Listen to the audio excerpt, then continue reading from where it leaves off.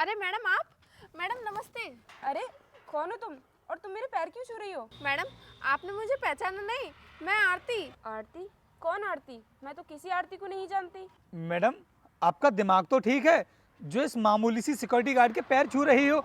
आप इस कंपनी की मैनेजर हो और ये यहाँ की सिक्योरिटी गार्ड, फिर आप इसके पैर क्यों छू रही हो?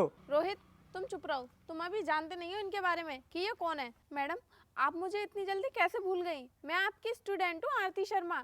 मैडम आप याद करने की कोशिश कीजिए, आपने मुझे 8th क्लास में फ्री ट्यूशन दी थी। अच्छा तो तुम वो आरती शर्मा हो। और बताओ कैसी हो तुम? इतने दिनों के बाद मिली हो ना, इसलिए पहचानने में गलती हो गई, इसलिए मैं तुमको पहचान नहीं पाई। मैं तो अच्छी हूँ मैडम, लेकिन मेरी एक बात समझ में नहीं आई। मैडम आपका तो खुद का कोचिंग सेंटर था और उसमें तो काफ़ी सारे बच्चे ट्यूशन पढ़ने के लिए भी आते थे और काफ़ी अच्छा काम भी चलता था आपका।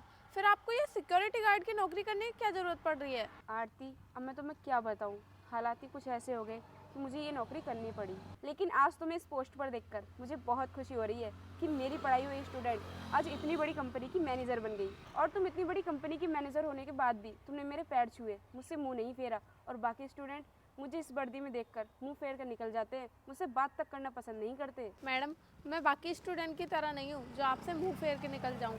और आपने उस टाइम पे मेरी कितनी मदद की थी, मैं आपका एहसान कैसे भूल सकती हूँ? आरती मैंने तुम्हारे ऊपर कोई एहसान नहीं किया था, मैंने तो सिर्फ टीचर होने का फ़र्ज़ निभाया था। और मैंने भी सोच लिया जब मेरे पास इतने सारे बच्चे ट्यूशन पढ़ रहे हैं तो अगर एक बच्चा फ्री ट्यूशन पढ़ लेगा तो क्या ही हो जाएगा। और वैसे भी आरती आज तुम जो कुछ भी हो अपनी मेहनत के दम पर हो, मैंने तो सिर्फ तुम्हारी थोड़ी सी मदद की थी। मैडम कुछ भी हो, लेकिन मैं आपके उस एहसान को कभी भूल नहीं सकती।